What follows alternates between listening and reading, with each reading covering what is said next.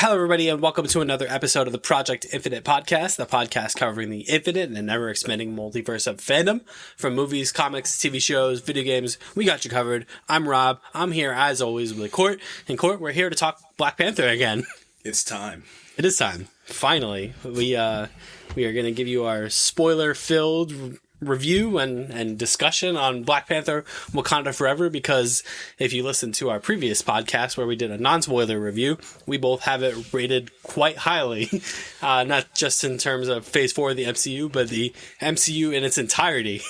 And we've had some time to marinate, and I think I still feel pretty much the same about it as I did when I first saw it. Yeah, I think I'm feeling pretty similarly. That fatigue kind of has, worn off a little bit, and I shouldn't say fatigue, I should say the height has worn off a little bit, and I like when movies do that, because then you either get the situations of not Top Gun Maverick, you either get the situation of Thor Love and Thunder, or you get this, and I'm so glad I felt like this afterwards, and that's pretty good, so. Yeah, I totally agree. So I'm definitely excited to talk about that, but first, we do have some news, and man, just a really unfortunate start. So Kevin Conroy, the most notable name maybe in the history of Batman, besides, the creators of Batman and the characters involved, has passed away at the age of 66 due to a short battle with cancer. And this was really a stunner to the comic book community, the entertainment community. This is, I mentioned to you earlier that a lot of people have their opinions on who the definitive Batman is, and they all have kind of their pros and cons, whether it's the Ben Afflecks or the Michael Keatons or the Christian Bales. People, land in one camp or the other, but across the board, universally accepted is the voice and the portrayal of Batman by that of Kevin Conroy, and it sucks. I guess we'll talk briefly about it, but we're going to reserve kind of our grander thoughts on it, because we are going to dedicate an episode to Kevin, not just Kevin Conroy, but also the recently passed Jason David Frank as well. We're going to kind of talk about those two in more expansiveness in a future episode coming up after this one. So, just some quick thoughts on Kevin Conroy. Yeah, I mean, all these, they hurt so much, and I mean, specifically, I don't know why this Jason David Frank one really got me. That one really, really hurt me this morning.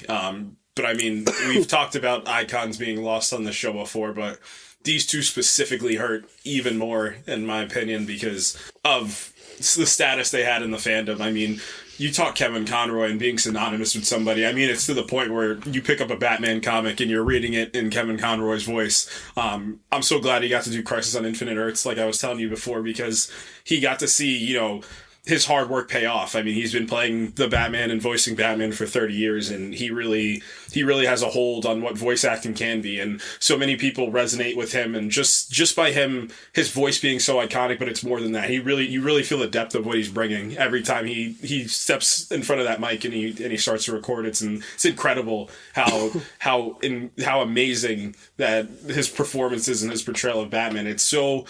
There's just this grimness, but there's also this hope behind it, which I really enjoy, and you get that a lot in all the animated projects, specifically Batman the Animated Series, and there's some bits in the Justice League, and I love that because he bounces off the rest of them. But man, there's nobody like Kevin Conroy in the animation game, in my opinion, in terms of voice acting. I think he's one of the greatest voice actors to ever walk this earth, and rest in peace. It's just, this is a tough one. This is a real tough one. We talked about it earlier, how it was so cool that he kind of got he spanned generations, really, as the voice of Batman, that in a way that, very few voice actors get a chance to do. I mean, you're looking at, you're probably talking about, your Bugs Bunnies and, your Looney Tunes and your Homer Simpsons and that's kind of the pantheon we're talking about here when it comes to longevity as a character. I mean, he started Batman the Animated Series in 1992 and was able to span that, up into the early 2000s with Justice League Unlimited, and then kind of got another revitalization with the Arkham games and the gaming community. He's, like you said, the voice of Batman for 30 plus years, and just, it sucks, to have kind of this piece of your childhood. Yep. So that's a big piece of it. Yeah, is your childhood. Some of your childhood stars are starting to be lost, and each time it's so much things you hold on to as a kid, and even into your adulthood, you just remember these fond memories of these people. Yeah, so like I said, we'll be able to talk about this much more in depth in our next episode, where we'll kind of talk about our favorite moments and all the other things that come along with losing somebody like Kevin Conroy.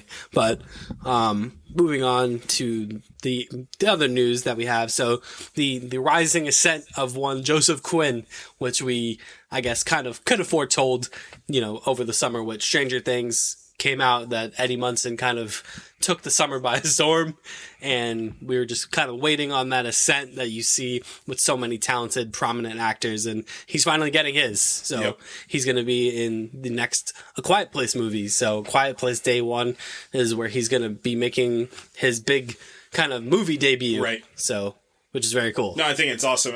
And I love this idea of stars being born. I think that's such a cool phenomenon that happens in Hollywood. I mean, Jonathan Majors, we're seeing like the prime of it, but I think Joseph Quinn's well on his way. And I mean, this guy can actually act, which I think is great. A lot of those British actors spend so much time on the stage, which really enhances their ability. And I think putting him with Lupita Nyong'o, somebody that's already won an Oscar in her own right, I think is a great place to kind of start him. So I can't wait to see what he does in that role, and I hope he gets a bunch more roles. Like I said, I think he can really act, and I want to see him maybe do a couple indie projects, really, show off what I think makes him really special. Yeah, it's really cool.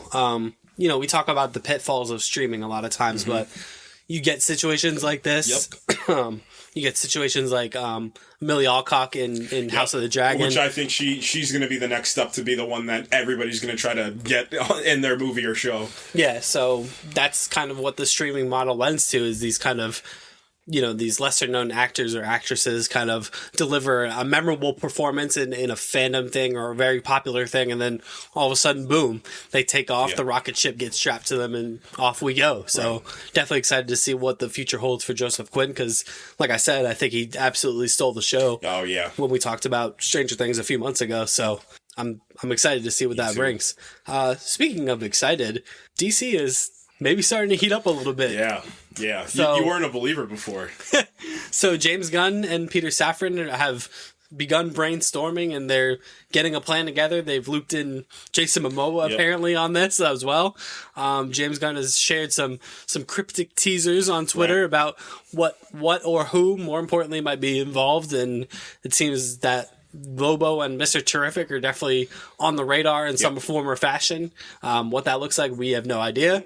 But it's interesting. Yeah, because the Lobo one is kind of more cool, if anything. And I do believe that Jason Momoa is going to play Lobo. And I think because it's one of those things where they never have to meet each other as characters in universe. So you could still have him play Aquaman and also play Lobo, which is interesting. But the Mr. Terrific one got me more excited because comic Mr. Terrific is pretty interesting. I mean, one of the smartest men on the planet Earth, which is cool. So I definitely can see them messing around with that. It's just the fact that he tweeted about it specifically and just tweeted the picture, no caption. I think it's much akin to what Matt Reeves was doing with the Batman. Oh man, that was like a day one on Twitter once he released that, when we found out that Robert Pattinson was playing Batman, and then all the other rogues were getting announced, and then the Twitter exploded. But I really want to. I have two things. It could be the Justice Society. I think they were definitely one of the highlights of Black Adam. And they need some characters to replace. Obviously, you lose Dr. Fate, so I definitely can see him bringing him in. I also could see James Gunn taking the reins on maybe doing the Justice Society movie himself. I think that would be kind of cool. Or maybe he gives Mr. Terrific his own TV show. I was also thinking about that because he's all about these lesser known characters, and I think Mr. Terrific is somebody you can pull a lot of, with not a lot of lore, you can pull a lot of lore out of there too. So yeah, I totally agree. I think it's very cool. I think it just shows maturity in this studio that we haven't seen really. Yeah. And it's just good to see that there's some continuity being established. Yep. You know what's kind of cool too? I have this feeling that they're waiting. Like they're gonna give you all those. They're having the wherewithal to be like, you know what? We already know who you want and all these big characters, the full Justice, like the 7 Justice League members that everybody knows. I think they're holding off on that, and they're going to get all their side characters flushed out, because I do think they're building to, a big crisis event in the movies that we can all go see, which the crowd's going to lose at like one of those moments. But I think the smart thing is utilizing HBO Max, getting all your smaller characters some love, and then just slowly getting back into Superman, because we already talked about it in the episode. There's definitely a couple routes they can go. I think the Green Lantern mythos is a huge piece of what they can go after, because you don't really need to dive too deep into the Batman mythos. Maybe you pull a couple Robins. Maybe you give, once Titans is over, you give another Nightwing a chance and kind of have maybe a Teen Titans run. I think, like I said, Green Lantern, like, that's where you can like marry the space opera, because you can have it be like a true detective in space. It would be kind of cool. You cast Glenn Powell, and I think that's a layup for them. But I can definitely see, I like this idea of them getting their B and C list characters some love. So by the time we get to the end, you care about those characters by the time they're with Superman and Batman. So it's not one of those situations where it's just like, well, I don't care about anybody else. Like, you're gonna care about these people. So well, that's ultimately what gave Marvel its legs, right? Is it got, you know, the main Avengers off the ground, and then it started doing things like Guardians of the Galaxy, you know, and it really broadened the universe. It widened the scope, and it allowed them to do things that they weren't able to do before, and endear characters to a whole new group of fans. And I think that's a smart idea to kind of hone in on these lesser known characters. I think is a great step in the right direction. Again, just a good move by them to get James Gunn, and what a coup by them, really. Yeah, that really was. Well, they really took their own fate into their hands, and they control their own destiny. I like that.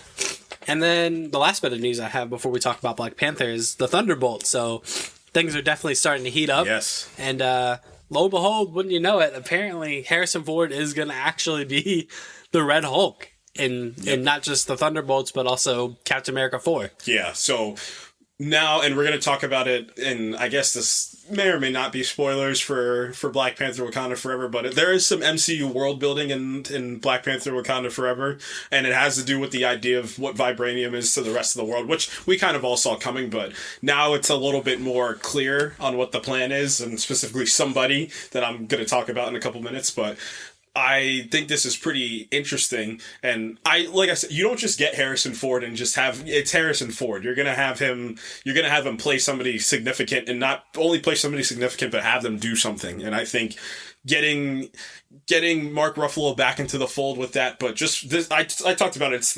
You have your street level, you have your cosmic level, but then there's the world level itself, like where the actual Avengers operate. So this world level is becoming kind of cool, I think, and yeah. So I guess the other rumor, because David Harbour was chatting a bit in some interviews, and he said that something's going to happen in this movie that's going to full out like shake the entire MCU, which I thought was an interesting statement. The big rumor that's been floating around is that the Squadron Supreme is going to be in this movie, and they're eyeing some big actors, including Alex Skarsgård and Ryan Gosling. I think I don't know, I feel like Alex Skarsgård would be kind of cool, because he's already like a big guy, and I think it would be cool to have like him go dark and twisted at some point, but also at the same time, if you get the chance to get Ryan Gosling, you get him. But I do think that Ryan Gosling's going to play some hero in whatever universe down the line. I don't think it's above him. I think he'll just have some fun for a little bit. Yeah, I mean, basically what they're pointing at is that they want Hyperion in one of these movies. Right. So they're introducing their Superman analog. Mm-hmm. So Hyperion is definitely that for Marvel, and it's an interesting choice, because I mean that's ultimately when you put together these villain, you know, anti-hero teams, it's like, who are they going to go up against? Right. Like, that was the issue with the 2016 Suicide Squad, was the Enchantress was not a compelling villain for that group. So I mean, Hyperion's definitely interesting. That movie. Yeah, but I mean, Hyperion's a good choice. Yeah, I like the idea of the Squadron Supreme versus them too, and maybe like a world order from a different universe, I think would be kind of cool. So, and I think that might be it, because if that's the end of Phase 5, I guarantee you the multiverse is going to start cracking by that point. So there's just going to be another super team in the 616, and everybody's going to be kind of confused. Yeah, you know, this Harrison Ford thing is really just blowing my mind still that he's going to do this, especially, you know, at his age to get him to do this. I wonder if they're going to have like a somebody else. Oh, I don't do the Red Hulk. I don't even doubt it. You're not putting the dots on Harrison Ford. Absolutely not. Get those dots away from me, son. Son, just don't. yeah, so that's really all the news that we got for this week. It was a short news week, so let's jump right in and talk about Black Panther: Wakanda Forever. So what I didn't have for you during our non-spoiler review, I have for you now. I got some numbers. I know you love the numbers. Give me the numbers. I got some numbers. So up to this point, it has grossed $287 million domestically and $258 million internationally for a worldwide 2-week gross thus far of $546 million, which is really, really great. Really great. It smashed Black Adam in a quick hurry, which we expected it to do. Just real poor placing for Black Adam to not have enough room to breathe, and quickly dispatched of by this movie. And then the critic score and the fan score and all that, pretty in line. Critics have it rated pretty high, 84% on Rotten Tomatoes, and the audience guy is way up there, 95% from audiences. So it's definitely not one of those big divisive movies, much like Black Adam was, much like what else am I thinking of in this grouping? Black Adam was like that. The Rise of Skywalker is notorious like that. Yep. Notoriously like that. Captain Marvel's like that. Yep.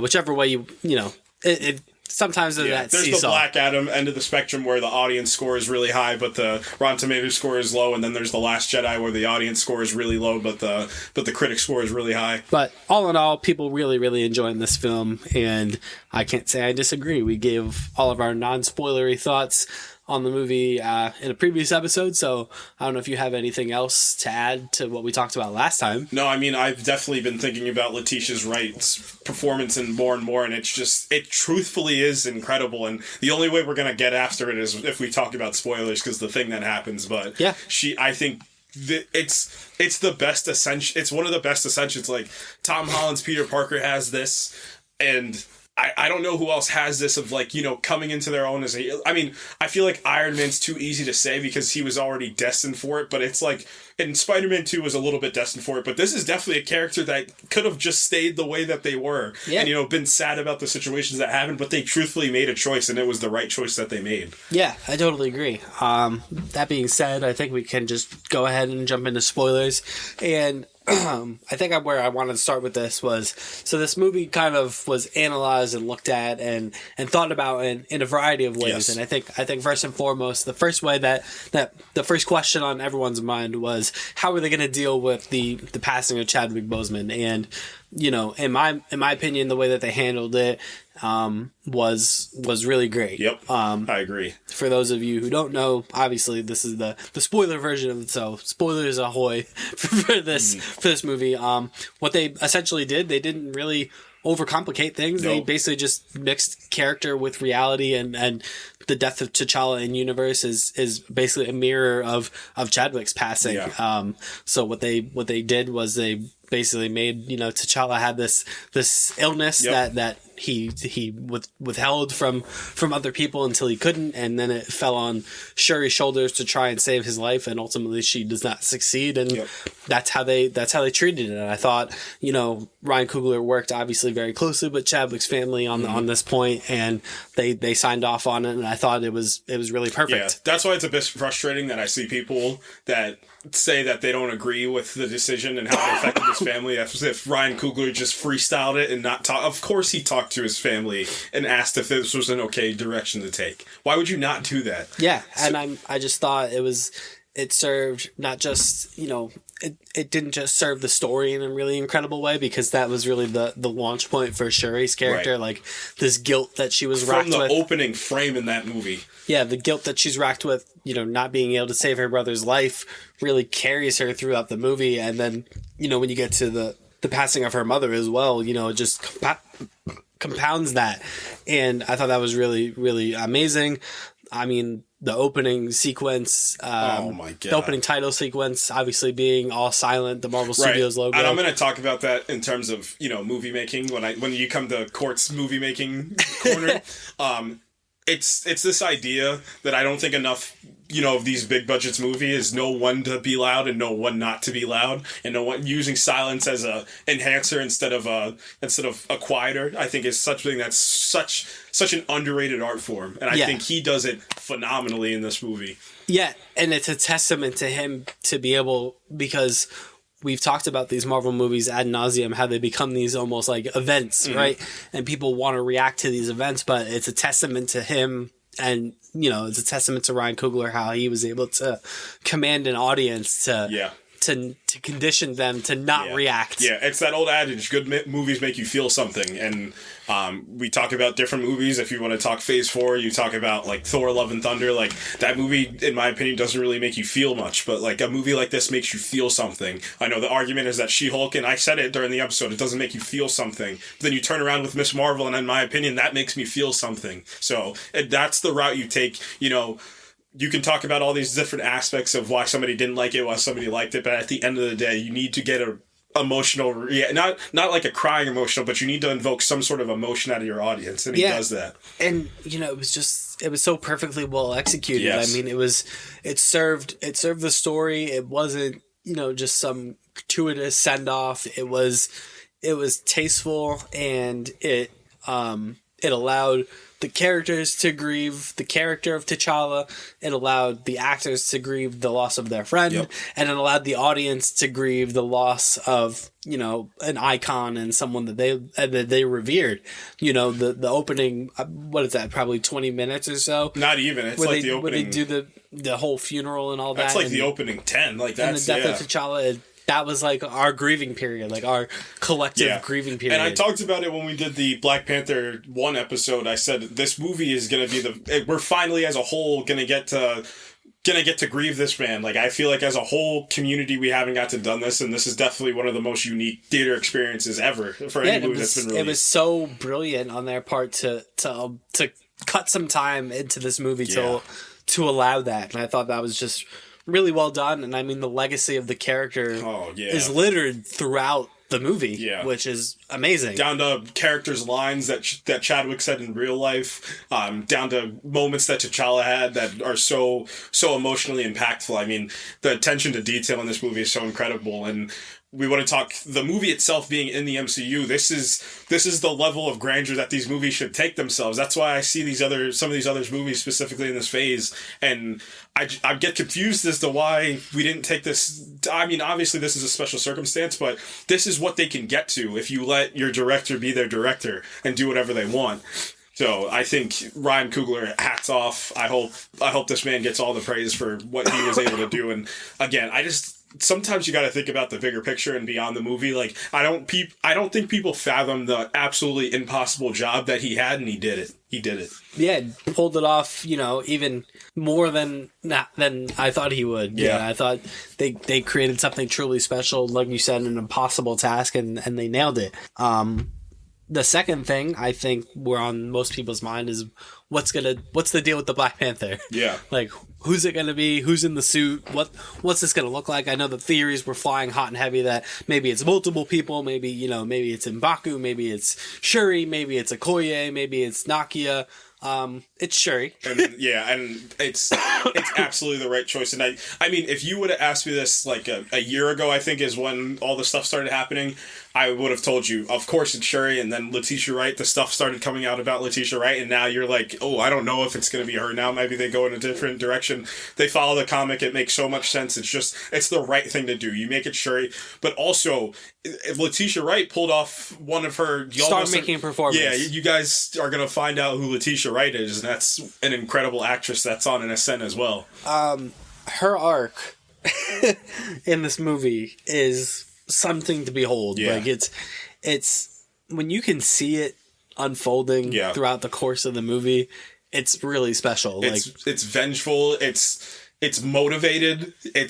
You can feel her pain, but you can also feel her drive too, which I love. And I love that little time jump that they make after a year because of this idea of, you need to sit with what happened, but she wouldn't let it go. She wouldn't. And I don't even think it's, to me, the whole catalyst is that she couldn't save T'Challa. I don't even think it was that. Even if he were to die in a battle or something immediately, I still think a little, like, that's the thing about Lost. Like, you try to come up with all these answers for the what will. And its fate at the end of the day. You try to come up with all these answers and all these, things in your head that you be like, I could have done this differently. I could have done this differently. At the end of the day, when it's your time to go, it's your time to go. And I think she just couldn't live with that. That's a big piece of her work, is she could not live with that. Yeah, it's incredible to really watch it unfold. I mean, especially when you look at her character in Black Panther, when you look at her character in Infinity War, like she's kind of like the second fiddle kind of comic relief, genius kind of archetype. And there's element of that in this, but there's also an evolution. Yeah, they're truthfully, it's such a grand evolution too, but there's so many complexities in there too, which I appreciate. It's not just all one big dump at the end that she's, the Black Panther and that she rose. She had to go through so many trials and tribulations in this movie, and so small. It's even down to scenes like where Ramonda and her, they go to burn their funeral garb, and she says, I'm not doing this. Like and I love the ideas that they present in this movie. The fact that, and it's not ideas of like MCU growing ideas. This movie has it, but it's ideas like she won't burn her funeral garb because she doesn't believe in this whole ancestral plane 100%. I loved it. And it makes sense for her character because she's so rational. She's a scientist. She's very rational. She's like, I don't believe in this ancestral plane. Like, I believe there's science behind me recreating this herb that I could save his life, but I don't believe that I'm going to take this herb and I'm going to go see somebody in the afterlife. And it goes back to even like the little scenes in the first Black Panther movie where we're at their ceremony and she's like, I have something to say. She's like, right. This course is really tight. Can we just get on with it? Like she never really was beholden to the the ancestral stuff as the other members of her family were, and that comes back later on when she does visit the ancestral plane, and spoiler alert, she does not see her mother, her father. Let's hold off on who she sees for a little bit, because I think it's so cool the way they go about that. Well, it ties into her arc, because I guess we should just talk about it now, because it does tie into her arc, because she is essentially battling two halves of herself. Right. She's battling with the half of herself that is more in tune with her brother, with the honor and the nobility of being a royal and being a hero, being a protector of Wakanda, and then there's the darker half, the vengeful half. And comic T'Challa has that a lot. He's got a lot more of that protection over this nation in the terms of being brutal about it and not letting it brings me back to Hickman's run on Avengers and New Avengers, specifically New Avengers with the Illuminati, and kind of where they drop when Black Swan drops in Wakanda, and he's ready to just kill these people, no questions, no answers. I'm gonna kill you. No, I'm not asking questions. Like, you're gonna leave or you're gonna die. Like, she really has that savagery to her, which I appreciate. Thank you. Yeah. And and that's not exemplified any more than the person she sees in the ancestral plane. You know why I love her that savagery that she's got? Because it never leaves. I don't think that ever gets resolved. Even after that beautifully done end scene in the movie, I don't think it's ever resolved. Like, her anger's not, it might be subsided and she might come to terms with it, but I think that's her as a person. Like, she channels it. She does channel it 100%. And I love how she doesn't tell anybody who to the day, she doesn't tell anybody who she saw in there. She told us, though. Yeah. The story told us. Right. And it is the return of Michael B. Jordan. She sees Killmonger on the throne in the ancestral plane. Little cousin. Room. Yeah. And, he really speaks to her dark side, where he says, like, there's a reason why I'm here and no one else is because we're not so different. We're both outcasts in our own right. We both want to protect Wakanda through violence. Like, that's ultimately what this is. And he's right. He is right. Again, Killmonger is right. Hashtag Killmonger is right. As much as Shuri didn't want to admit it, like, she was angry and she didn't believe the way that the others believed, and that did make her sort of an outcast. Yep. And she's smarter. She even talks about it. These elders don't respect me. She tells that to M'Baku later, which another character, which I think people are going to underestimate the weight of his arc because he was, cool and funny in this movie and all of his beats hit. I think people are not going to appreciate the finality of what he does for Shuri and her ascension to become the new Black Panther, especially at the end of the second act in that movie too. Yeah, and it's so crazy that, she successfully recreates the heart-shaped herb. She takes it, she sees Killmonger, then she, rather than embrace that, she says, like, it didn't work. Yep. You know what I mean? Like, she just decides to bury it. And if not for her getting superhuman strength, she probably would have been able to bury it. But they knew at that point, like, oh no, like, it worked. Yeah.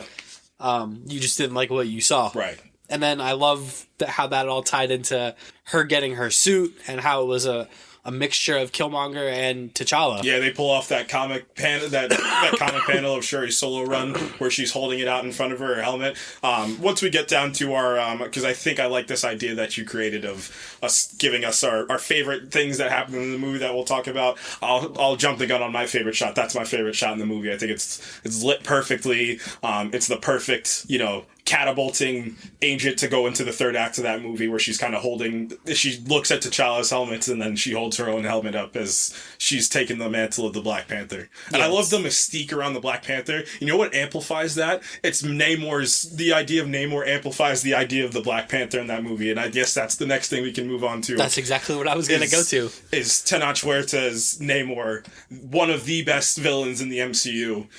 He is incredible. He's transcendent.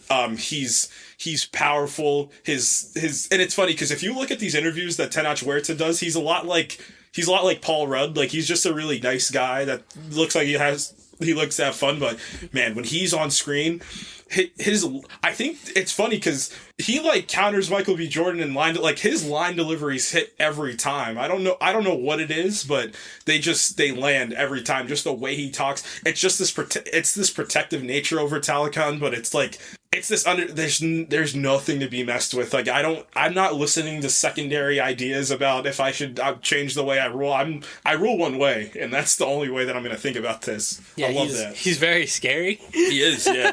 They pull off this clunky and cheesy comic book character from the 30s, and they make it work. And the biggest and the best switch is culturally again. I'm so glad that people like that got a chance to have their own character, which they can kind of hold. And I think Namor's also going to get a path that maybe what we're going to see with Scarlet Witch too, where he's going to get not a hero arc, because I don't think it's that simple as him being a hero or a villain, but I do think he's going to get solo projects. They're going to put a lot of time and investments into Tenoch Huerta. Well, he's a hero to his people. Yes, he's a god to his people, essentially, right. Yeah. And what that means for the rest of the world is kind of irrelevant. Yep. It's about how his people perceive him at the end of the day, and that's all he really cares about at the end of the day, is even up until the end of the movie, when Shuri ultimately defeats him and they kind of come to an understanding, what is it? Namor comes to him and is like, why did you essentially bend the knee to the Black Panther? And he's like, because one day, the rest of the world's gonna come for them. Because he says, and and like I said, politics. I don't even think her arc is resolved. She doesn't have any friends or allies right now. The Avengers have their own issues that they're gonna have to deal. Even the Avengers themselves might side with the U.S. and the other powers that be in the United Nations versus siding with Wakanda in some conflicts. And Namor's the Malcolm X to the idea of the Black Panther being Martin Luther. He's the supposed radicalist, which is, I will kill everybody on this earth for my people. There's no sharing or anything like that. We were kicked from this land, and I don't love it, but obviously the thing that happened, but the ideas that they brought in and Namor's origin story I thought was really cool. The way he gets his name is brilliant. It's brilliant. The child without love. My enemies call me Namor. Oh, man. Woo! Pulls up on it. Oh, you want to talk about the definition of on-site? It's on-site for Namor no matter who he's talking to, wherever they might be, it does not matter. And he is powerful in this movie. This, when they talked about it, he might be as powerful as the Hulk, that's not a joke. He truthfully is taking vibranium ships and just throwing them, yards and yards away and just tearing through their army like it's nothing. The way he's outfitted, he's got the green pants. Yep. He's got the winged feet, but he also has the big Mayan headdress. Right. That just looks incredible. The sequence where they do the flooding of Wakanda is so awesome because the way he moves is so I want to see more of that. I gotta see more of that. And you see just his utter ruthlessness. Yeah. In that scene where they assault Wakanda. He's a lot like Magneto. I don't think innately he's a bad person. Not even for a second, but it's his overprotection which is going to be his downfall. And it's, you know, it's the idea that, like, I gave you a chance. Yep, I gave you a chance and you didn't listen. And he does something. I showed you friendship and you spat in my face.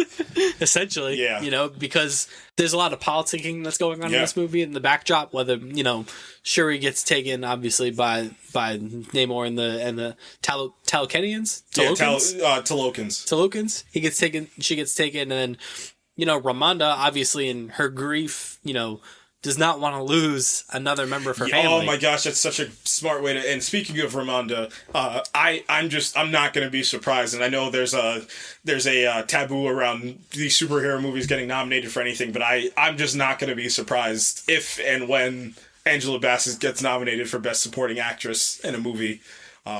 She really owns the first, like, 40 to 45 minutes of this movie with Namor. Woo! And it's just, Angela Bassett really just showed them, like, why she's one of the greatest actresses to ever live. Her line delivery is powerful. The emotion she carries, there's like a weight to everything that she says. She truly is a monarch at the end of the day. There's weight to everything that she says.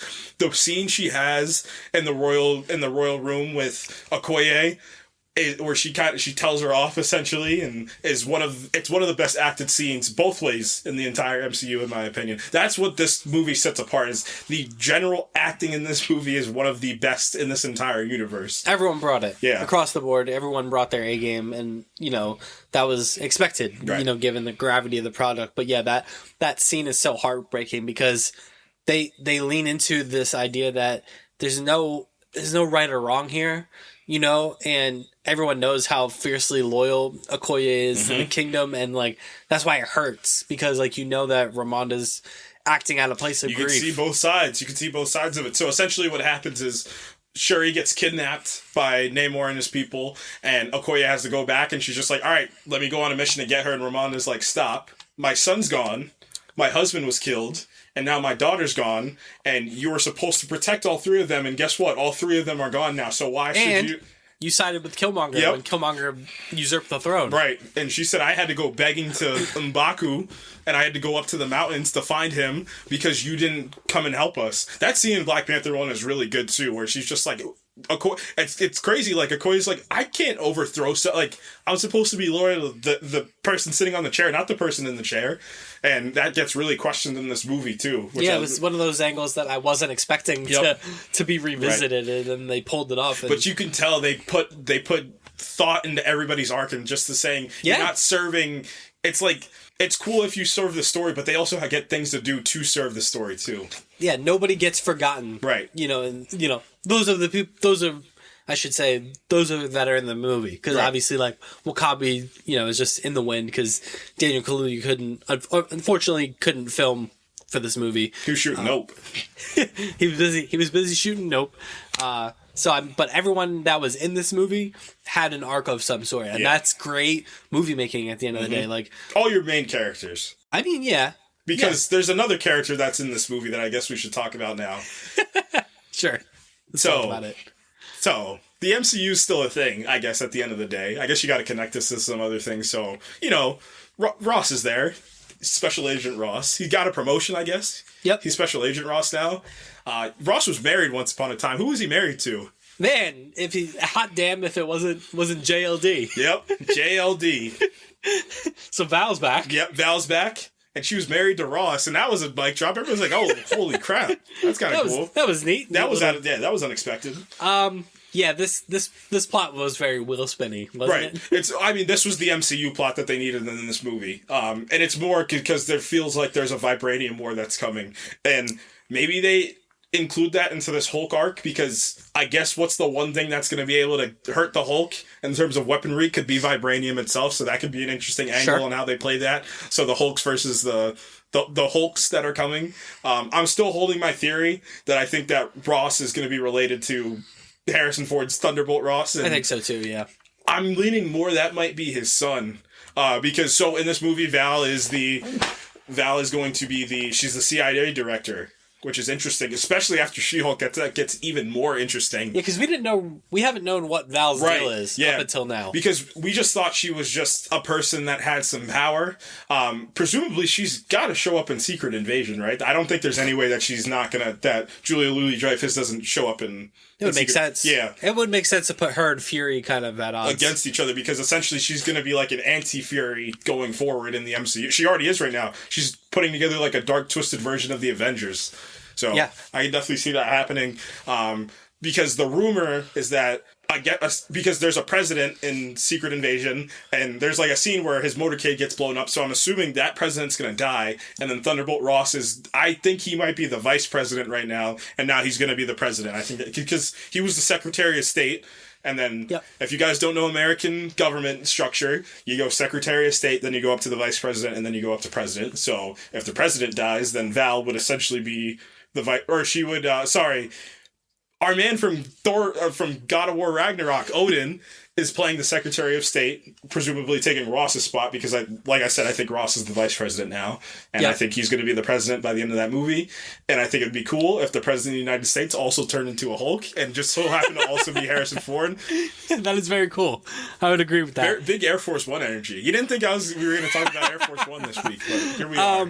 Yeah, but like... Remember when Gary Oldman was in Air Force One? Yes. Playing a rogue Russian? Yes. And Mr. Dinklage from Spider-Man 3 was in that movie. What were we talking about? Ross and Val. The subplot in this... The MCU subplot in this movie. Big MCU subplot. Big sticks out like a sore thumb. In this very tight kind of Game of Thrones-esque superhero political narrative. There's this government subplot that... kind of sort of ties Riri Williams into the whole thing. Yeah, because she's the scientist, essentially. And it's just they do the scientist thing. Typical scientist trope. Yeah. She's good. Oh, I think she's going to own that. She's going to feel like how Iman Vellani felt in Miss Marvel, I think is what Dominique Thornton's going to feel like in Ironheart. She's a lot of fun. She merges with the cast very seamlessly. She's like the American fish out of water to a place where she definitely could belong. I like that a lot. I like how she contends with Shuri, too. Like, they bounce off each other really nicely because they're both kid. They even talk about it in the movie. They both were essentially kid geniuses, and how people don't appreciate when kids, especially kids that look like that, are that smart. That's where she uses the Chadwick young black and gifted line, which was very nice. Yep. And I'm assuming in the Ironheart show we're going to get more Tony Stark stuff. Right, because I think there's going to be because that Ironheart costume is very Iron Man. It's very Mark 1 and Mark 2. Like I think it is going to be like she was probably inspired from, because she says there's like a whole YouTube channel dedicated to my sightings. I wonder if that's people. Well, she goes to MIT also, right. Which Tony Stark. Yeah, I do think has given many a lecture. Right. So go read some newer Iron Man. I think it's Invincible Iron Man #3 is where they have like that whole beginning of like her origin and her ascent into becoming Ironheart, because she was in the comics before and then she essentially became Ironheart. Yeah. So I guess that was really my only thing with her, was like I would have liked to have at least seen like some maybe shorthand exposition of how she was. Why she created, of all the things that she created, why did she create like an Iron Man suit essentially? Yep. You know, it would have been cool for her to kind of. I mean, but I get it. Yeah, it could be just the hold on the MCU, because what makes the wheel turn in the MCU? It was Stark Tech for a while. It was Stark Tech was the thing that everybody wanted, and Shuri even calls that. She's like, why are you building Stark Tech in here? And like, because that's the thing. Like that's the technological advancement. You saw that like it wasn't a statistic. It was like a timetable that. From the time that in 2010, because I think this movie takes place in 2025, that like he was talking to Hammer on the Capitol, and he was just like, it's gonna take 15 years before anybody creates it, and then it was 15 years before she bought it out. I thought that was pretty cool. Yeah. So I mean, that's the type of stuff like people complain about, but like we expected that type of stuff. Like, sure. No matter how kind of isolated you want these projects to be, we're at the point now where they are going to have to tie in, and this is the last project in phase 4 too. Yeah, so there's going to have to be some stuff that gets set up. Like you got to make concessions, and you got to put stuff in, certain stuff, like the studio is going to make you hit certain beats, and I think Ryan Coogler did as good a job with that stuff as anyone could have. I wouldn't put that in anyone else's hands other than his to do this stuff. Man, did we hit like every kind of major kind of through line? I think we start talking some shit, talking shop. Yeah, I think we hit everything major. I mean, we talked about Winston Duke. We can talk about for a lot. We can talk about the other members in the Wakandan family, quote unquote. So also Lupita Nyong'o she got so much more, and she did have slight depth in the first movie, but this one I mean, the thing that happens is truthfully the thing. But it's these heartbreaking lines that blur the line between reality and narrative of them talking about, like, she says, like, to everybody, he was the Black Panther and the king. Like, to the Avengers world, he was the Black Panther. To the kingdom of Wakanda, he was the king. He was the one that was overseeing, but he was just the love of my life to me. At the end of the day, that's the only thing that's why I left. I didn't care about all those other things. Yeah, I love how they position her as, again, another kind of on the spectrum of outcasts. Like, she's another one that, is kind of outcasted because of her nature as a spy, and she kind of just not falls out of love with Wakanda, but there's nothing for her there anymore. No. Like, the love of her life is gone. Like, what is she staying there for? Because she wasn't going to stay, but T'Challa asked her to stay in the last one.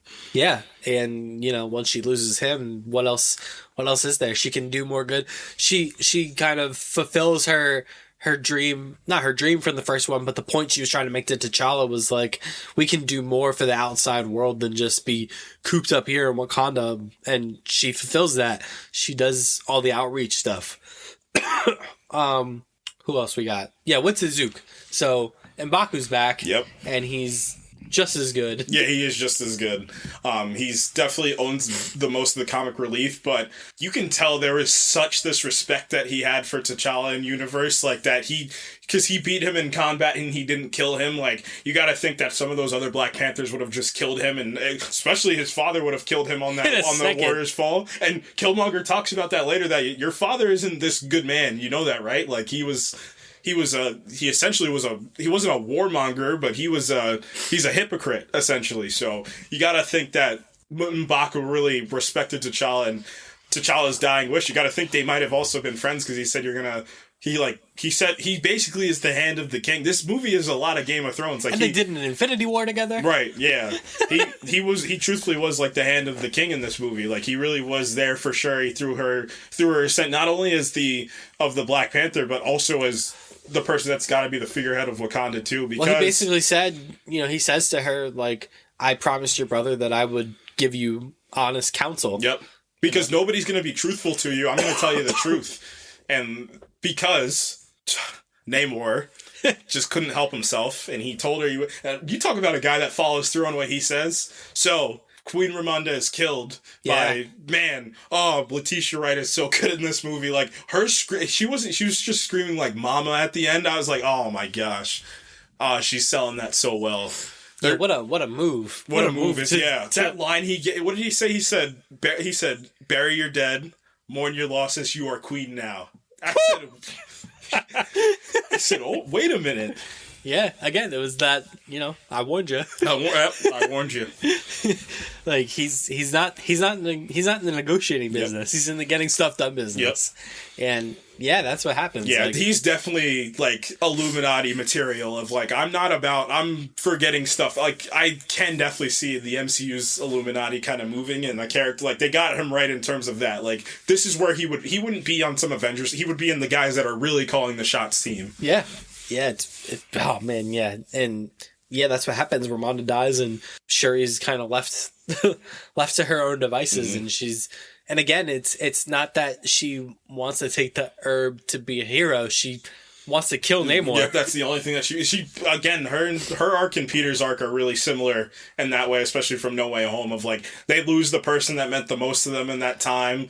They both go on this arc of revenge, like they have a heavy revenge arc, but they get people around them that really show them like, there's more to that than this. Like, if you do this, there's no coming back from this. And for Peter, obviously, it was the other Peters that showed him that. And for this, it was definitely like, it was Nakia and M'Baku that told him, like, there's more to this. Like, and her mother too. Right. Well, her mother, yeah. When she sees Ramonda. Well, her mother gives her the moral thing. Like, I mean, that's like I said, the second half of No Way Home is really special in that way of talking about. It's the cool. You get through Spider-Man, but cooler because you get these ideals, like you get this such great understanding of great power and great responsibility in there. And this, you get Ramonda dies, and again, M'Baku says, I'm going to be honest with you. Like, I'm going to give you the truth in these scenarios. Like, what do you want to do? Like, you don't want to be queen. I can tell you don't want to be the queen. You want to kill Namor. That's the only thing you're focused on right now. Like, it's not a good thing to have. But again, Killmonger tells her, like, are you gonna be a hypocrite like your father?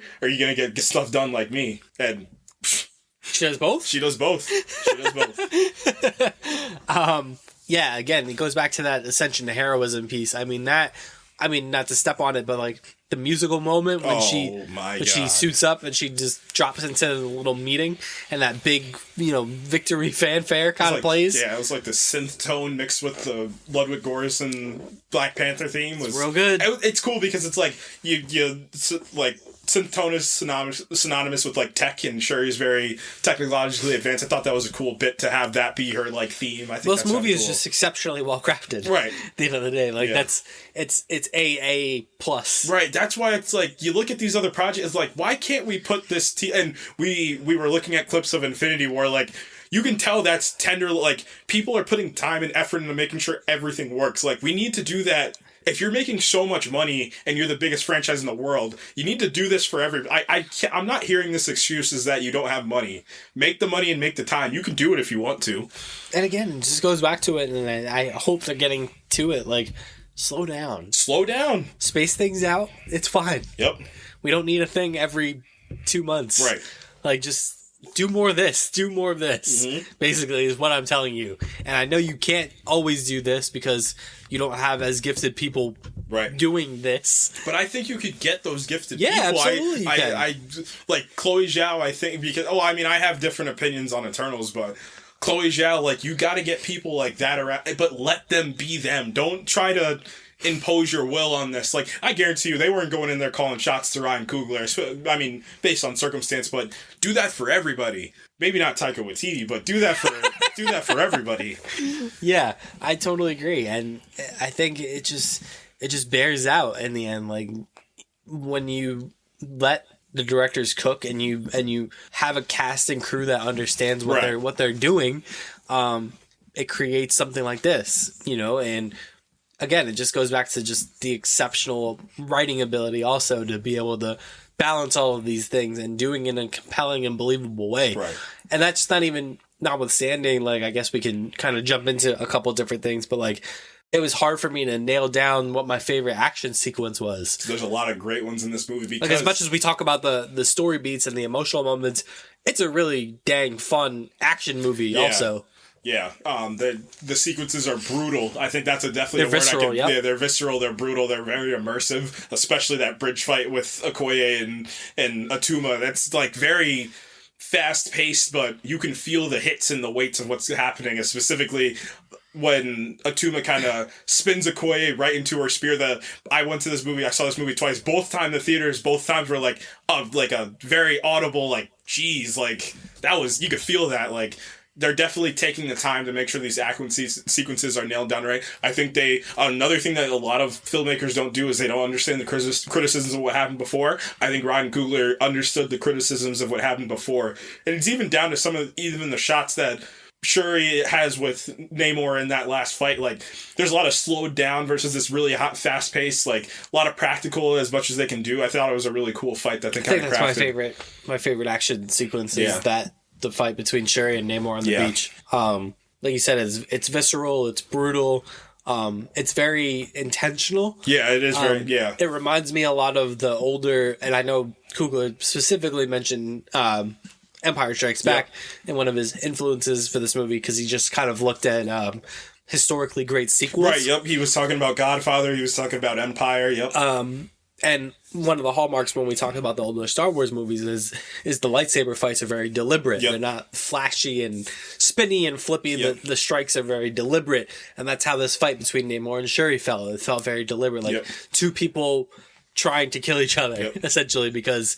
Not because, well, I guess in Shuri's case, she wants to kill Namor, but more because though they would rather kill than be killed.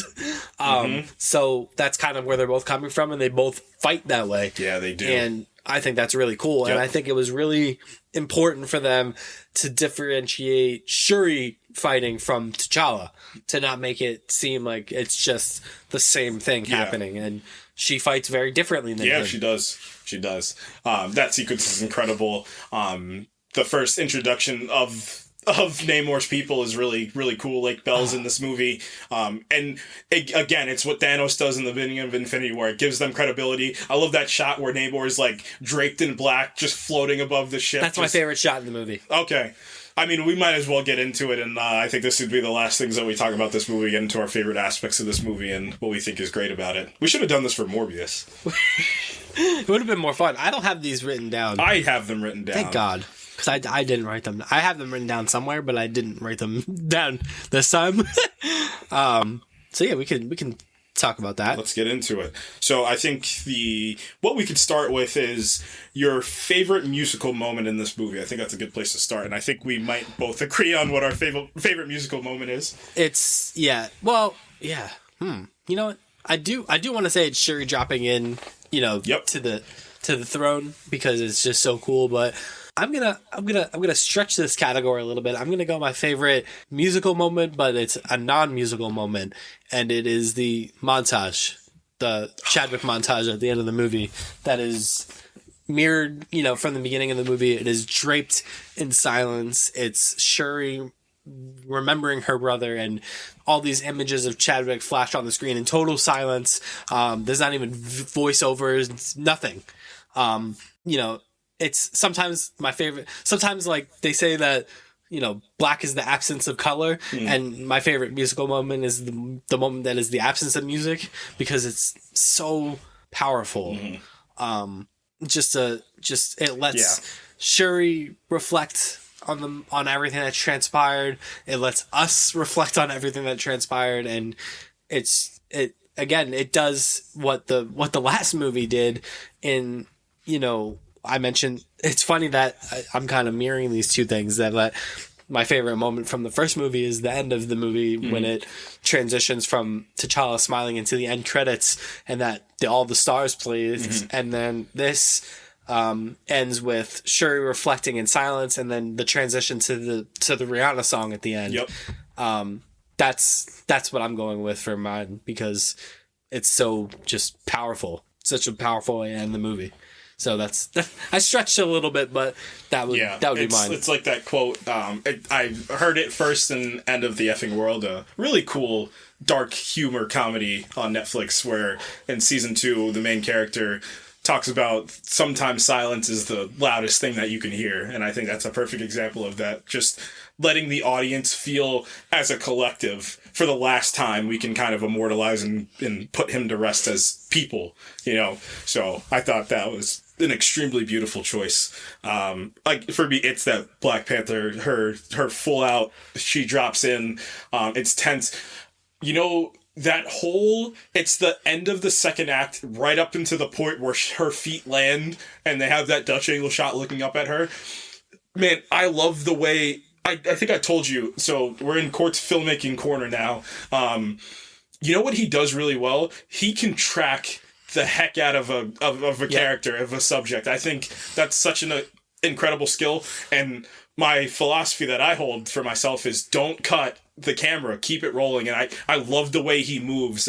His AC on this movie, he didn't have Rachel Morrison this time. I'm gonna look at who he had this time in a second, but I know she did an incredible job. This movie's shot incredibly well, but I think it's more because I think there's this misconception about cinematography for people that don't work on movies. It's more of stuff like that, like the idea of how you move the camera to make it, you feel involved in this movie. Especially there's specific shots. I'm thinking of the shot in where they do the first action sequence of Ironheart with the two of them. We're on that chase sequence, and it's the moment they do. I don't know if you noticed, but they do this one take where they're kind of following Riri's garage, and they're kind of following them around. Like there's this really good one take, but it's just people walking and him holding the camera. I think it's so much better. Like I think that's such a good choice. It just makes you involved a little bit more. But what I'm getting at is it's when after Ramonda dies and she talks about like there is like and Riri's talking to her, and she's just like, what are we gonna do? Like, your mom protected you, like, what are we gonna do? And she's just like, we're gonna get the Black Panther back. Like, the Queen's gone, but we're gonna get the Protector back. And they do this, they do the rack focus, and she's out of focus, she walks right into focus. I'm like, he's filmmaking, he's actually making a movie. Like, this is really good. But it's just that all compiled right into her dropping, and that score, I hope they keep that and they amp that up, because I hope she does get a solo project for herself, which, I mean, essentially she kind of did already, but I hope she gets another one. But yeah, that moment is incredible. I think it's one of the staples of Phase 4 that people are going to talk about and remember. But yeah, it's an incredible musical beat. I think Ludwig Göransson, it's different. He's more subtle this time. He doesn't need to be as booming or roaring as the last time. I think it's something that a lot of composers, like these great composers, Hans Zimmer does that a lot. He doesn't have to be loud. I mean, you talk Interstellar, he's not loud with that score, but he's curious with that score, if that makes sense. But then he returns to form, from the first movie at the Falls again. Oh my god, yeah. When they kind of recapture that original Black Panther 1 magic at the Falls when they crown a new king. Right. All right. So I think the next thing we should go to is your favorite. Let's do your favorite world building / lore moment. This might be a cop out, but I really loved the introduction of Talokan. Oh yeah, yeah. Because it's a difficult job, right? Because you have to establish this thing as unique, and you have to establish it as different from Wakanda. Right, because you already did that. Right, you don't want to retread familiar territory, right. And I think they did a wonderful job of that. I think all the motivations make sense for why Namor just decided to take his people and screw the rest of the world. Yeah, because he understands, because he already feels kind of like a freak. Because of he's already his people are already different, and then he's different from them. So he's not going to expose them to the surface world, because why would he? And it also makes sense why he wouldn't get involved in any of the other things that happen. Why should he? There's no point for him to. I mean, half his people were snapped away, so he probably was a little confused when that happened. But he has no need to go to the surface. Why should he? And why should he give the people anything that the Talokan has kind of created for themselves? Yeah, so I think it was that for me. I love the way that they kind of merged that with the Atlantean stuff, and why they are different, the lore behind that, and how it is kind of similar to the heart-shaped herb. And I thought that was pretty cool. Yeah. I loved all the parallels there, and I just thought that was really cool, and I look forward to more of that being explored in the future. A potential Talokan civil war between Attuma and Namor. Right, because they are enemies in the comics, so I think they're going to play on that a little bit more, because I think it's going to be Namor and Attuma kind of try to revolt against Namor. And I think what would be poetic if Namor has to go to Shuri, then vice versa, of because he says she has no friends, so she's going to come to us. I think it's going to be the other way around. He's going to have to go to them, and I hope she pulls the Hickman New Avengers and she kills him at some point. I think would be really cool, but way down the line, we can wait a little bit. Yeah, so I'm going to go with the establishment of Talokan as my favorite lore building moment. Sure. I'm a sucker. The fact that Val's the head of the CIA, I think, is it's interesting. It's fun. It's interesting. This is about to get really interesting of what's going on in the MCU. So I'm an MCU shill, I guess. I couldn't help myself. So I'd like to see something. I think we're at the point with her where we need to see something. Yeah. Because she is very she does kind of stand out as this kind of almost she's approaching mustache twirly as far as a villain goes. Yeah. So I'm waiting for that additional dimension to come into her character. Maybe they give her a fight sequence or something in the Thunderbolts where she's just she's just she's like the anti Nick Fury right now. I do think that she's a Skrull. I think that's what the truthful thing is. I don't think she's really the real Ross's wife. I do think that she is a Skrull, and this is a big piece of what's going to happen in Secret Invasion. Again, I wish that Avengers 5 was Secret Invasion instead, and then they spaced it out a bit, where it's Secret Invasion, and then you do Kang Dynasty, and then you could do Secret Wars, but, beggars can't be choosers. What's your favorite moment in this movie? Oh boy, favorite moment. Good lord. I gotta go with.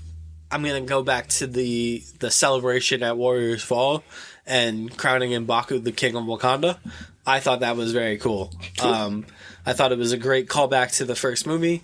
I thought it did a great job of capturing it kind of captured like the celebratory nature of that first movie in that one scene, because we hadn't gotten that for the entirety of the second movie. Like, it was so grim, and there's an element of hopelessness and mourning and grieving. So I thought it was nice just for that. Even Shuri coming back as the Black Panther was kind of shrouded in vengeance. Yeah. And it wasn't like this celebratory thing. Like, like the Black Panther lives. Yeah, like, that's I like cool. that because it's different. Yeah, it's not the same. But like, you also know, like, she's assuming the mantle because they're about to go to war. Right. Yeah. Like, it wasn't like when T'Challa became Black Panther and King, it was this big celebratory thing. Yeah. So like, I thought it was cool. Like, for that one little kind of, it couldn't have been more than 3 minutes of returning to Warriors Falls. Everyone's in their celebratory garb, and you think it's going to be Shuri that comes down to claim the throne, and it's M'Baku, and he's just like, I'm here to challenge for the throne, and that implies that no one's going to challenge him, and he's going to be the king of Wakanda, and that was very cool and very unexpected, for me. So I really loved that. I gotta do specifically when Namor shows up in Wakanda to drown Wakanda. I think that's that sequence alone, but specifically that like 2-minute fight sequence he has with the sky ships is just shows off his power. Like, truthfully, I think that is incredible. Like, the way his movements are so awesome, and they're just so... He's got like Allen Iverson handles. Yeah, he's just like, I love the way he moves. It's like they're quick cuts. He's powerful. He's intentful, and you can tell he's got... It's not that he's had some training, because I don't think that's the right way to go about it, but he's seen some stuff. He knows how to handle any situation that he's in. They're good with speed. Yeah, the MCU knows how to do speed. Maybe they shouldn't have killed Quicksilver in his first appearance. Between that and we've sung the praises of the Makari sequence in Eternals. They really know how to do that. Can I counter you? You watched Jessica Jones season 2? Yes. Remember the wizard? I do. Yeah, that was fun. But no, that's a great choice. When he rocks up on Wakanda, like, because you've never seen, like, Wakanda gets invaded in Infinity War, but it's on the outskirts, and it's also the biggest bad in the entire MCU, and it doesn't feel as kind of personal. No, he's there. Thanos is there to handle his business. But like, Namor comes like into their home, and it is personal. Yeah, it's very personal. Yeah, so that's great. Mm-hmm. Let's do next your favorite line in this whole movie. Man, oh man, they're not as kind of burned into my brain as like some of the ones from the first ones are, but I can't get over the feeling that I had when Ramonda goes on that diatribe about being, losing her son, losing her husband. Now I've lost my daughter. I'm queen of the most powerful nation. It's in the trailer. It's the line from the trailer, and it's stuck in my head, man. That's her Oscar clip. Yeah, in a heartbeat. Because once you get the context of what's happening, that just makes it... Because the way the trailer cuts it makes it seem like she's doing it at the UN. Right. Oh, it's extremely personal. And again, it's such an interesting contention to have Okoye go against Ramonda and be like... again, you were supposed to protect my whole family, but the three people I love the most are gone, and you were the head of the Dora Milaje. So how is this adding up to you doing anything that can help anybody? It's that. Just a lot of the things that Namor says. Oh man! I mean, going down to his name. My people call me Cool Khan, but my enemies call me Namor. I have more soldiers than this country has blades of grass. Like, that line, that's very Thanos. Yeah. It's a very Thanos-y line of, like, how powerful he is. Only the most, only the most broken people can be great leaders. So that was my favorite line in that entire, for myself, personally, I think that's my favorite line in there. I love the prospect of, I know his origin was very exposition heavy, and flashbacky, but I think just the way they shot it was, I think, really beautiful and a beautiful way to present Talakanians and Aztec and Mayan people. I think that was really well done. Or people of Aztec and Mayan descent. So hats off to them for kind of going about it like that. But yeah, that line it's such a small, short line, but it's something that's very impactful. Just again, Shuri, if she wants to be this great leader, she's seen so much loss, and so has Namor. Namor's lived. He says, once you've lived for as long as I have, you're going to see a lot of things and you're going to lose so many people. But I'm a great leader because I've lost these people and I know how to protect them now. And it serves as a nice little antithesis to what T'Chaka said to T'Challa about leadership. You know, you're a good leader because you're a good man. Yeah, yep. Is what he tells T'Challa. And Namor kind of takes a antithetical approach. Like, I'm a great leader because I'm so broken. Yeah, yep. You know, in other words, like he doesn't cop to being a good man. Yeah. He just cops to being broken, and he cops to having the respect of his people. And also getting and not being afraid to protect his people. Yeah. And honorable mention to the throwback to the Civil War line that Shuri gives. Oh man, that's so Yep. Vengeance has consumed us, but we cannot let it consume our people. Yeah. Obviously a throwback to T'Challa when he talks to Baron Zemo. Yep. So I thought that was great too. But Angela Bassett's line delivery in that throne room just is burned into my brain. Yeah. What is your favorite? Did we say we already talked about action sequence, right? Yep. Or no, I think we just talked about moment or scene. Oh, my mistake. So I guess we'll shift what I said before. We'll take that and put that as because both of ours were action sequences. So let's shift to our favorite moment or just straight up scene in this movie. Man, that's a good one too. Jeez. Oh, never mind. I thought we lost the audio, but we didn't. I just stepped away from the mic for a second. My favorite scene is it's going to be another action sequence. The fight on the bridge, man, with Okoye and Natuma and Namora and company.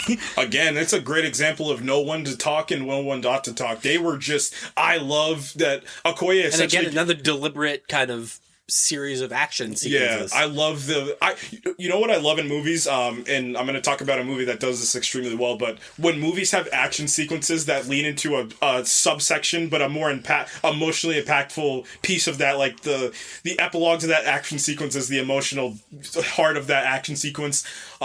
There's this sequence in Mission Impossible Fallout. So it's when they are interrogating somebody and then the cop pulls up and I believe they're in France, and then Henry Cavill's holding his gun, and Tom Cruise tells her to step away, and she doesn't, and then he shoots her. So they do the chase sequence, right? And it's going, and Rebecca Ferguson shows up, and then it ends, and then they cut all the music, they cut the whole score, and then they go in the circle, and they just keep going. It's a one shot, and they just keep going, and they keep going. I love that so much. And this movie does the same thing in that fight. It's this huge chase sequence. Then the Talokans show up. They throw their water bombs. Yeah, they throw the water bombs, and then which are surprisingly impactful. Oh my god, they're nukes. It's like they're tanks. And then it leads into Okoye's Denai Guerrera's crowning action sequence in this movie, where she has an arch nemesis now, and that's Atuma. Like I love it's so personal. Like Atuma's just like. Because Atuma essentially is Okoye to Namor. Like, he kicks her spear back. He's like, and Namor's like, what are you doing? He's like, nah, I'm gonna finish this. Like, we're two warriors that are gonna fight. Yeah, there's like that warrior respect between them that I really like. Yeah, so I think that's not the last we're gonna see of that. I think we might even see that in what I presumably think the Okoye solo project is gonna evolve into the Midnight Angels. So, that was really cool. Again, where he just pulls her into this. I was like, this is getting dark, man. It's getting brutal. Yeah. So that's a good one. I think my favorite moment in this movie was at the end, and you have these two leaders of these two powerful nations, and then they just intercut between what made them, what really supplanted all of the things that, forged them into the leaders that they are, and you have the sequences running of Namor's thing, because I think Shuri reaches out, and Namor sees his mom reaching out, and it's just an intercut of like Wakanda just being a beautiful nation and Talokan being a beautiful nation. Like, we shouldn't be fighting. There's no point to fight each other right now. Like, we're watching our people kill each other for no reason. Like, and he pulls the Imperious Rex. Like, that whole sequence I think is really incredible. Yep, I agree. Let's get into And I think we're down to the last three. Your favorite performance in this movie? Oh man, it's again much like the first movie. I'm not overthinking it. It's Letitia Wright. Yeah, you know it could easily be Angela Bassett. Like they're one A and one B. With her, I just wasn't expecting what I got. Yeah. In the best way possible. Yeah, I mean they didn't, and it's so marketing is such a battleground in terms of movie making, and you want to talk about marketing this movie perfectly. I mean, I do think some of the circumstances regarding Letitia Wright caused them, but I guess it was a blessing in disguise that they didn't overplay the fact that she was just going to straight up be Black Panther, and I mean, even a lot of her dialogue and character moments are not in any of the trailers. No, but they're so pungent. Like they hit you each time, because I think it's because you don't expect it from Shuri, because you're just thinking about this plucky kid that's super smart versus this woman that just had to watch literally her entire family die and the people that mean the most to her die. And how, again, because we're still Game of Thronesing it a little bit, you still need to be the leader of this nation. And I mean, for her, the big thing we didn't talk about is there was this question throughout the movie, like, why don't we have a Black Panther right now? Like, you've been working on this herb for all this time. Like, why don't you take that? She wasn't ready yet. She wasn't ready to do that. She didn't mourn her losses yet. She didn't. She performs the arc in such a believable way that like I said, it's one of my favorite ascension to heroism stories that we've ever gotten in any of these MCU movies. It feels so earned and so deserved, and she just every aspect of it, of her performance was so great. I mean, you could feel, and she still has that infusion of like that Shuri humor. Yeah, like she doesn't lose that. You know, she doesn't go too far into the darkness. Like she still maintains that Shuri goofiness that we remember from the first movie, but also just this tremendous weight that she wears. That's it for me. I think I have to agree. I can't really disagree with that. I mean, Angela Bassett's right there, but I can't disagree with that. And Tana Puerta too. Yeah. You know. Yeah, I'm gonna save that for the last two, but it's just, she's loud, but then she's quiet. She punches through the screen with emotion, and then she dials it back to be really practical in her thought processes and her morality and her theories about the world. She bounces off each character so well. When Ramonda dies, I think that's the best she is in that movie. You feel that it's the same way that it got me when Aunt May died and you see Peter there. It's just this disbelief that they have, and like the idea, like, the person that was raising you is gone, so now you're there for yourself now. This is it. Like, this is your time. So, man, it was incredible. Second to last, the penultimate question: what was your favorite shot in this movie? It's. I think I stepped on a little bit earlier. It's the introduction of Namor when he's draped in shadow and like he's just. It's very Superman. Yep. Where he's just kind of like floating there, and you're like, oh, this is a different cat right here. You know what I mean? What's cool about it is like the Talokans were already on that ship, already wreaking havoc. Just Lake Bell escapes by the skin of her teeth, and they're just, they're these beasts essentially. Not the people itself, but like when you call a basketball player a beast, like they're strong, they're formidable, they're killing everybody on the boat. When they're just doing that humming, and then people are just walking into the water is really really intense. And then you think it's over, and then the baddest of all of them shows up and just takes Lake Bell's character out and just hovering there, like, and he's flying. He's flying, and you're flying? Like, they can't. He said, "They fly now. They fly now." He's got the big headdress on. He's just draped in shadow, and it's just, again, it introduces this character without saying anything. It's an introduction through visuals. Yep. And that's the best you can ask for. Like, there's not many establishing shots of a villain like that I can remember. Yeah, or antagonist, I should say. That's a really good one. That's a great one in my opinion. Mine, again, it has to be the shot of Shuri holding the helmet. She's walking through, she's looking at T'Challa's helmets, and then she holds her own helmet. It's an homage to Samuel Spratt, his art on Shuri, the 2018 Shuri run #2, where she's holding it out. It's framed perfectly.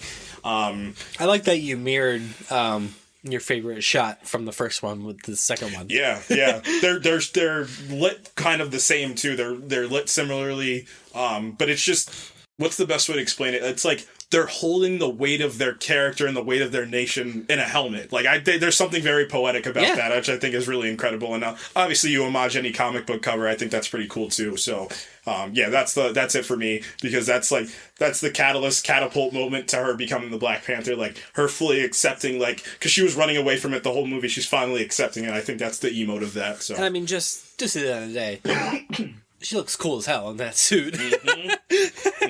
Like it just fits her very well. You know what I mean? Like she looks great. Yeah. in that scene. She looks great. Yep. Which brings me to my final, and usually I think we've ended on this last time. Who is your favorite character in this entire movie? Whew. I feel like we're gonna have the same one. I'm gonna say Namor. I'm gonna also say Namor. It's just again, it's like Civil War T'Challa. He's just so cool, man. He's just a cool cat. He shouldn't be. He shouldn't be. Guy's wearing green spandex and has wings on his feet, but I think it's the connection to the Mayan culture. The Mayan culture is what makes it. I think that's as simply as what it is. It's such a smart decision, and I know Ryan Coogler talked about it before, that this was always the plan. I think he talked about it like he was like, when they were going down, I guess they got some big list at Marvel Studios, and they were going down all the villains, and he was just like, I want Namor. Like, nobody, you guys can have whatever you want. I need Namor is the only one that I need. And I think he might have always known that he was. I think he told Chadwick, like, since you guys were such this big piece for Black culture and African culture, we're gonna get Mayan culture now and give people of Spanish descent that same feeling that they got. And I know a lot of people of Spanish descent are very happy of what became of this. So just the cultural implications, just how we felt in Black Panther 1, I think we felt with Namor in this movie. And just adding on top of that, Tenoch Huerta, like I said, just watch it because I saw so many interviews, and I know I believe he was in a season of Narcos before, like, but I didn't like, this guy can act in my opinion. I think this guy's a pretty solid actor. I think also he's going to start being in a bunch of stuff. I think this might be his catapult, much of what these movies and these shows do. Yeah. He's, like you said, at the end of the day, he's just so cool. Like, characters should not be that cool. Cool, yeah. And yeah, he immediately vaults to the top of whatever your MCU antagonist rankings are. He's right up there with Thanos and Killmonger and Ultron and Loki and that whole group. He's immediately in there. Yep. And I think they're going to make it more complex. It's going to be treated as a Scarlet Witch thing, I think. Yeah. I think they know they have a hit on their hand, and like I said, I think whatever this MCU amalgamates to after Secret Wars, I do think they're going to build to a version of the Illuminati, and I do think that's I can feel that, like, larger string puller on that list, and I do hope also Sherry's on that. I hope they keep that, like, that hatred that they have for each other. Like, I hope it never wavers. Yeah, man. Oh. What a film. Yeah, and I guess we can talk about Chadwick in the beginning and we already talked about the beginning, so the end of this movie. Oh man, you can hear people crying in the theater. Like, it truthfully was one of the saddest moments I've been sitting in a theater for. And again, there just no sound. They just had a sizzle reel of T'Challa and Chadwick Boseman. It was a beautiful choice. And again, so one of the big threads was burning your funeral garb to, make sure somebody passes on for yourself. And Shuri finally does it. She goes to Haiti where Nakia is, so she's burning her funeral garb. She's seeing these visions of T'Challa in her head. She finally puts him to rest, much like the theater does and all of us do. And then Lift Me Up by Rihanna plays. She did an incredible job. The score for this movie was awesome, but also much in Black Panther 1 fashion, Black Panther 2, instead of Kendrick Lamar, it was Rihanna this time, and the soundtrack for this movie was also incredible. Specifically, the song when they were going into Talocan was really great. And then there's a bunch of other songs, like after T'Challa dies, the song right there, the song where she's starting her ascension to become the Black Panther, like, all those were really incredible. You can feel the emotional weight behind all of them, but then we get to the mid-credit scene, and then she's sitting there, she's crying, but she's smiling because she finally gets to celebrate her brother, and Nakia's holding this little boy's hand, and they walk up, and she's just like, can we join you now? And they sit down. Dr. Doom, what are you doing here? Nope. Nope. So they come and they sit down, and this little boy's there, and what is Nakia's just like, she says, this is your aunt, this is your auntie. And Shuri's like, excuse me? And because earlier in the movie, Ramonda said, there's something I have to tell you about your brother that you don't know, before Namor pulls up on them. But she says, my name is Toussaint. And Toussaint, if you guys don't know, is I think he's a Haitian leader, and he led one of the only successful revolts to get Haiti its independence from Great Britain, I believe. So she's like, Toussaint's a very powerful name. And then the kid says, Toussaint's only my Haitian name. And then she says the famous words, Ungabani, who are you? And then, man, my name is Prince T'Challa, slinging King T'Challa. And I was like, what are we doing to my emotions, man? What are we doing? Amazing. It is amazing. And for all you people that wanted T'Challa recast, shut up, because now you have a catch-22, and it's the best catch-22 of all the catch-22s in my opinion. Agreed. Think again, the way they handled all the T'Challa and Chadwick stuff was just so perfectly done. Yep. You get explained why Nakia wasn't there, because they knew that he was going to pass away. And again, it plays off of what his father told him. A man should prepare his family for his death, and they're not upset about it anymore. They've accepted it, and he's essentially, until he's ready, like, he's just going to be a kid for now. I do think, maybe. And if he never becomes Black Panther in the future, because who cares? Because like we said, we love these movies, but still there's bigger things, and this is one of those bigger things of,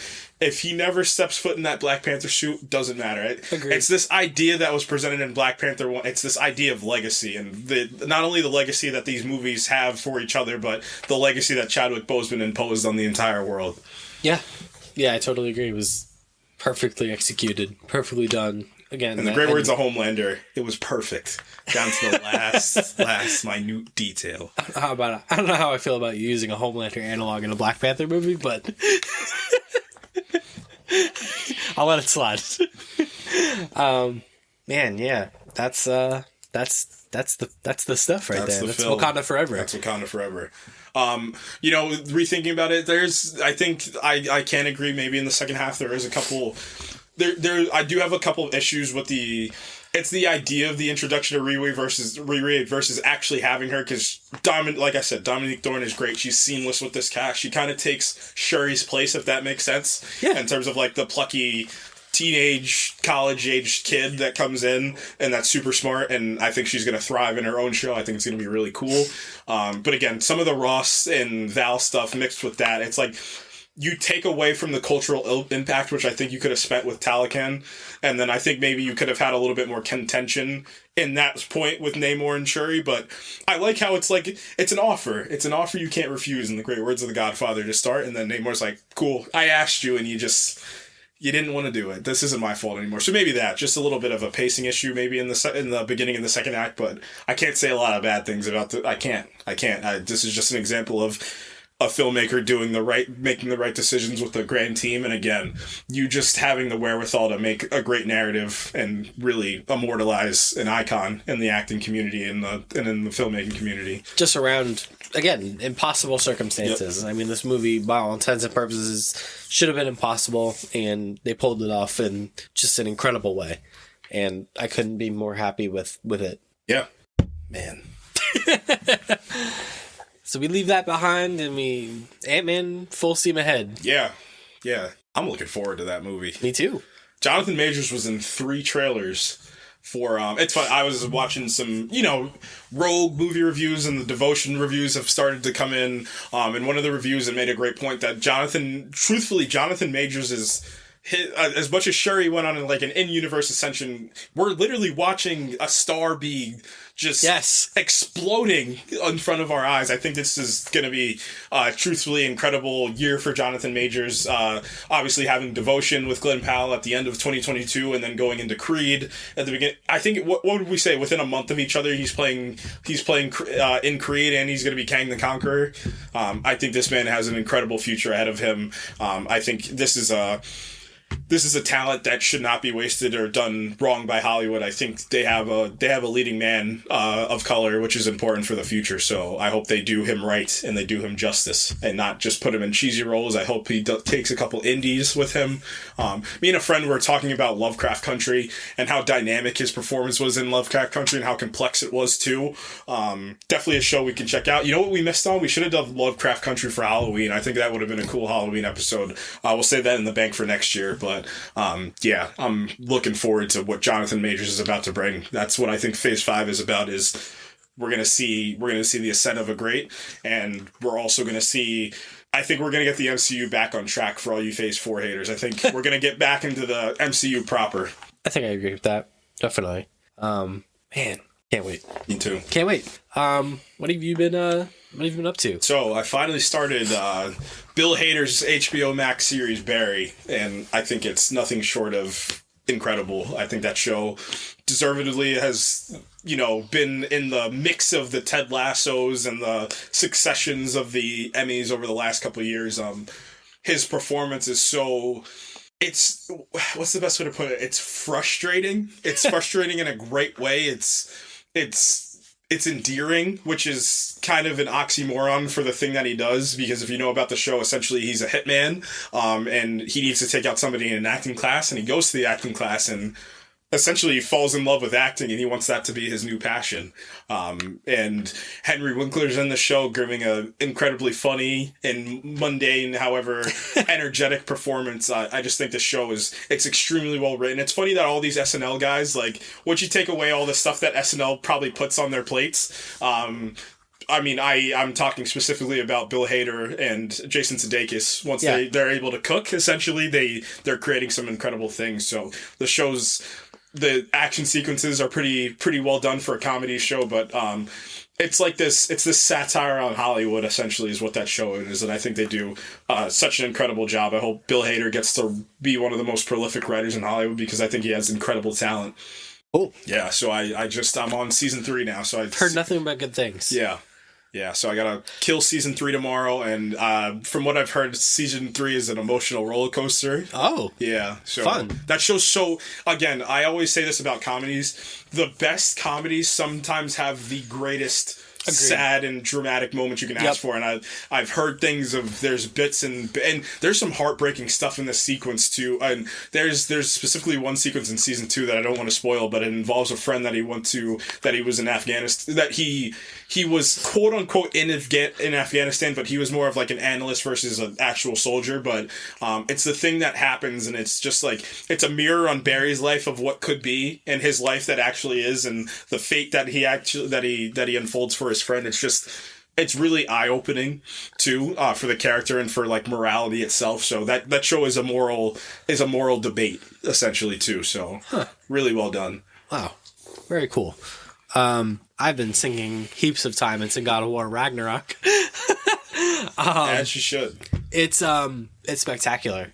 I knew it was going to be good. I was not sure if it was going to eclipse the 2018 God of War, which won numerous awards, Game of the Year awards. It's eclipsed it, in my opinion, in every aspect. Graphically, obviously, but gameplay-wise, everything feels so much smoother. And then, just the characters across the board are so well written. Mm-hmm. And the story itself is incredible. Every character from the 2018 version gets kind of an upgrade in terms of, like, everyone gets a character arc. Kratos and Atreus, obviously, but even the dwarves, Brock and Sindri get an arc. Everyone kind of gets more depth added to their characters. And then, the newer additions to the story as well, in the form of Thor and Odin, mm-hmm. and all those other newer characters that are introduced also are compelling in their own right. The story is going in directions that I did not expect it to go. Continues to surprise me, and I'm really looking forward to finishing it and honestly jumping right back in and experiencing it again, because it's really been blowing me away. And the Game Awards are coming up in a couple weeks, and it's going to be between that and Elden Ring for Game of the Year. You must have not played Stray this year. played Stray. Stray also got nominated for Game of the Year. Dark Horse. Much deserved. But I think it's going to be... I would personally give it to God of War. I mean, I just think the narrative kind of just speaks for itself. It's got everything in its quarter to win, too. And I haven't even gotten to the end yet. So, definitely looking forward to doing more of that. I don't think it's a spoiler to say that Kratos and Thor fight akin to when he fights Baldur in the 2018 game. It feels that way. But it's so gosh darn It's cool. one of the best video game opening, I don't know, fight sequences. 15 minutes that you're going to get between that. There's the emotional gut punch in the beginning that I'm not going to spoil, but it's very, very difficult to get through. And then, the Thor fight is just a spectacle, which I mentioned a few weeks ago that they wanted to get back to these big spectacle kind of combat sequences from the God of War games of old, and they do that over and over again. QuickTime events are back. If you love your QuickTime events, they brought the God of War QuickTime events back, and it's just great. Yeah. You know why that game works a lot emotionally, and it's the flow of the game, because it doesn't relinquish you. It doesn't let you go, because because shooting it in a one shot thing again. Because shooting it in a one take doesn't. It's like life itself. You don't. The only time you cut is when you go to sleep. So you're not allowing yourself to kind of have these cuts and moments of you letting go of full what you're feeling, and this from game, one thing right to the next. Yeah, that's what I think the 2018 and this one capitalized incredibly. Yeah, that's gonna do it for us this week. You can follow us on Twitter. If Can Twitter's you? Still a thing. Can you? If Twitter's Please, still a thing. Elon, don't do it. Don't nuke Twitter. Don't nuke Twitter, Elon. But if Twitter's not nuked and you want to find us there, you can. With a blue check? Maybe. They bought it. They took it away. Then we're gonna get clowned for having the blue check. Or you guys can blow us up and then we can get the blue check. The real blue check. We need the real blue check. The Magneto meme from First Class. Yeah. I said the real blue check. Perfection. But that handle is at Project INF_pod. You can follow us on Facebook at the Project Infinite Podcast, where new episodes are posted. Our schedule's all over the place the last couple weeks. Yeah. You'll see them when they're there. Yeah. We'll get there when we get there. You can follow us on Instagram at the Project Infinite Pod. Thank you very much. I guess later this week, not next week, but next episode, we're gonna talk about the life and legacies of both Kevin Conroy and Jason David Frank, and kind of mourn 90s nostalgia and just two of the pillars of the 90s, and just two totally separate tragic instances just that spark two totally different conversations. You're right. Yeah, because like I said, and we're going to talk about all this, but obviously the Kevin Conroy one is really sad because you're losing an icon that you grew up with. But I think for me, the Jason David Frank one's just more frustrating of anything. Is really abrupt and really sad, and I think at the end of the day, just the thing that really hurts about all these is because, and I told you this before earlier, it feels like it always happens to these great people, and that these people like Chadwick Boseman, like these people are just innately good people, and they get taken too quickly from us. Yeah. So that'll be a nice episode to kind of talk about and revisit kind of some of our favorite moments from both these actors, and what they meant to us. Yeah. But until then, did I get everything else? Yeah, I did. That's it. Yeah, from the careful. Oh no, we got to get out of this universe. They do not call him king or general. They call him Cool Khan. I thought you were going to say Cool Court. That would have been great.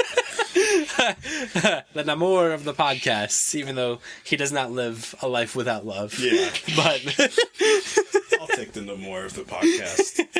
I'll take it. Yeah, that's going to do it for us. We'll see you later this week. Goodbye. Peace.